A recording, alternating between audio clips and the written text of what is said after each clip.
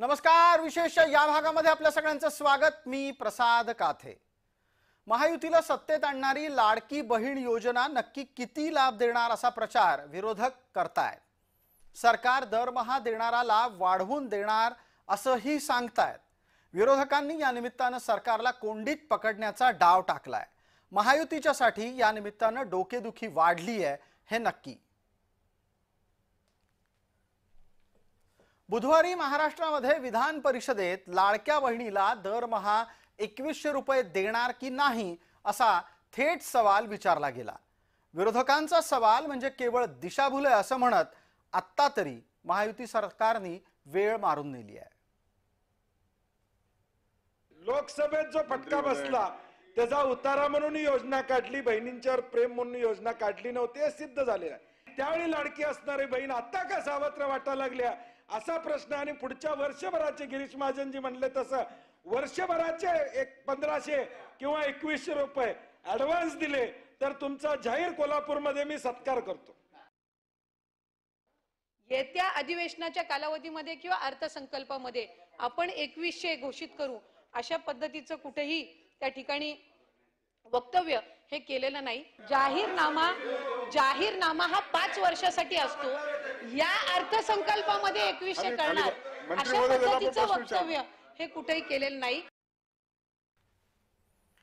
योजनेच्या नियमानुसार अंमलबजावणीची चर्चा का सुरू झाली ते लक्षात घ्या आणि विरोधकांनी हा मुद्दा का उपस्थित केलाय तेही आपल्याला कळेल. लाडक्या बहीण योजनेवरचे आक्षेप काय तर म्हणे पहिल्या टप्प्यात मागेल त्याला सन्मान निधी हा राज्य सरकारच्याकडून देण्यात आला. तपासणीमध्ये अनेक लाभार्थी वादग्रस्त ठरले. अनेक पात्र नसलेल्या महिलांना सुद्धा पैसा मिळाला. इतकंच कमी की काय सक्षम महिला आणि चक्क काही पुरुषही लाभार्थ्यांच्या यादीमध्ये आढळले. हा सगळा प्रकार योजनेच्या लाभार्थ्यांच्या यादीतली तपासणी सुरू झाली तेव्हा लक्षात आला आणि म्हणूनच पुढचा हप्ता देताना कठोर पडताळणीची मागणी होत गेली.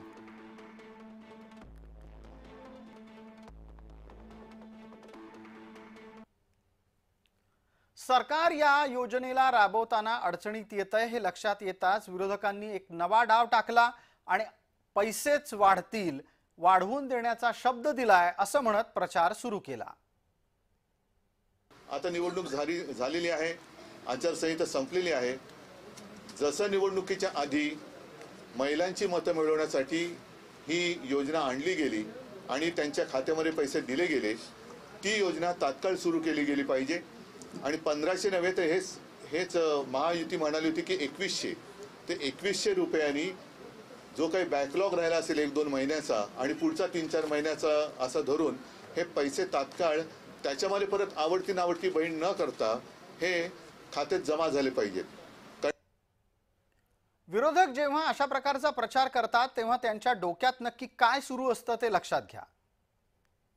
विरोधकांना लाडकी बहीण योजना बंद होणार आहे अशाच प्रकारची भावना जनमानसामध्ये रुजवायची आहे म्हणून तशी अफवा सातत्यानं त्यांच्याकडून सोडली जाते. योजनेचे निकष बदलण्याची सुद्धा अफवा विरोधक पसरवतात. प्रत्यक्षात निकष बदलायच्या ऐवजी निकषाची अंमलबजावणी सुरू झाली आहे.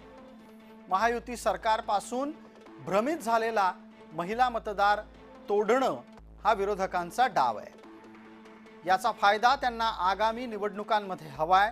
संभ्रमित महिला मतदाराच्या आडून घरोघरी विद्यमान सरकारबद्दल अविश्वास निर्माण करण्याचा विरोधकांचा प्रयत्न आहे.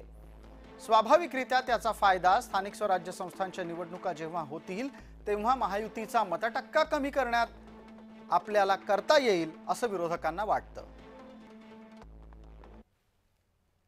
प्रत्यक्षात महायुतीची लाडकी बहीण योजना ही तिजोरीशी थेट जोडली गेलेली आहे. आर्थिक वर्ष 2024-25 पासून महाराष्ट्राची अर्थव्यवस्था 50 लाख कोटींच्या आसपास पोहोचली आहे. ही एक मोठी रक्कम आहे पण त्यातला सुद्धा महत्त्वाचा भाग असा की यातले 46,000 कोटी रुपये हे प्रतिवर्षी लाडकी बहीण योजनेच्या लाभार्थ्यांवर खर्च करण्यासाठी तरतूद म्हणून सरकारने वेगळे काढून ठेवले आहेत. पण त्याच बाजूला सरकारने दिलेल्या शब्दानुसार त्यांना 14,761 कोटी रुपयांची वीज सवलत द्यायची आहे. अन्नपूर्णा योजना राबवायची आहे आणि त्यासाठी 52 लाख कुटुंबांना 3 गॅस सिलेंडर मोफत द्यायचे आहेत. हा पैसा सुद्धा राज्याच्या तिजोरीतून जाणार आहे. आणि म्हणूनच पैशाची तजवीज ही राज्य सरकारला सुद्धा करावी लागते. सरकार ज्या वेळेला भूमिका घेतं तेव्हा या सरकारला आपल्या योजनांचे निकषही तपासून पाहावे लागतात. कुटुंबाचे एकत्रित वार्षिक उत्पन्न 2.5 लाखापेक्षा जास्त असेल तर लाडक्या बहिणीला लाभ मिळणार नाही. सरकार हे वारंवार सांगतंय की जर कुटुंबात कोणी आयकर भरत असेल तर लाभार्थी लाडकी बहीण योजनेअंतर्गत फायदा घेऊ शकत नाही. केंद्र आणि राज्य सरकारचा कर्मचारी सुद्धा अशा योजनेचा लाभ घेऊ शकत नाही.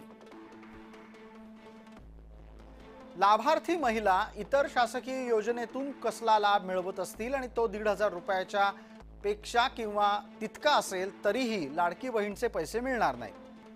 आजी माजी आमदार खासदारांचे कुटुंबीय सुद्धा लाडकी बहीण योजनेत सहभागी होऊ शकत नाहीत हे स्पष्टपणे सांगितलं गेलंय. कुटुंबामध्ये ट्रॅक्टर वगळता 4 चाकी असेल तर त्या कुटुंबातली महिला लाडकी बहीणची लाभार्थी होऊ शकत नाही. राज्याच्या महिला आणि बालकल्याण विभागाच्या लक्षात आल्यानंतर त्यांनी लेखी पत्रक काढून अशा प्रकारच्या या योजनेच्या शर्ती व अटींमध्ये कुठलाही बदल झाला नसल्याचं लेखी पत्रक प्रसिद्ध केलेलं आहे. शिवाय आपण पाहिलं असेल तर राज्याच्या नवीन मंत्र्यांनी आपली शपथ घेतल्यानंतर जी पहिली मंत्रिमंडळाची बैठक झाली त्या मंत्रिमंडळाच्या बैठकीमध्ये प्राधान्याने या योजनेसाठी 1400 कोटी रुपयाची तरतूद सुद्धा केलेली आहे. प्रत्यक्षात राज्याच्या तिजोरीशी लाडकी बहीण योजना आणि सन्मान निधीचा संदर्भ जोडला गेलेला आहे. पण ही सगळी चर्चा ज्यामध्ये प्रश्न हा अर्थव्यवस्थेचा होता तो कसा आला हेही आपण आत्ता पाहिलंच. आता आपण पटकन देवेंद्र फडणवीसांची प्रतिक्रिया पाहणार आहोत, ज्यात योजना बंद होणार नाही असं सांगताना त्यांनी स्पष्ट केलं की लाडकी बहीण योजनेचे निकष कठोरपणे लागू करायची गरज आहे. काय म्हणाले होते फडणवीस पाहूयात. ही योजना आम्ही सुरूच ठेवणार आहोत आणि 2100 देखील आम्ही देणार आहोत. आता बजेटच्या वेळी त्याचा आम्ही विचार करू आणि शेवटी आपले सगळे आर्थिक सोर्सेस जे आहेत ते सोर्सेस योग्य प्रकारे चॅनलाइज झाल्यानंतरच आपल्याला ते करता येतं. त्याच्यामुळे ते करण्याचा निर्णय पक्का आहे. जी आश्वासनं दिली ती आश्वासनं पूर्ण करू. त्याकरता ज्या व्यवस्था करायच्या त्या व्यवस्था आम्ही आधी करू. स्क्रुटिनीचा जिथपर्यंत सवाल आहे तिथपर्यंत एवढंच आहे की निकषाच्या बाहेर जर कोणी घेतलं असेल, निकषातला जो असेल त्याला कोणालाही त्यातलं कमी करायचं नाहीये. विशेषच्या या बातमीपत्रामध्ये तुर्तास इतकंच. आपण पाहत रहा फक्त जय महाराष्ट्र.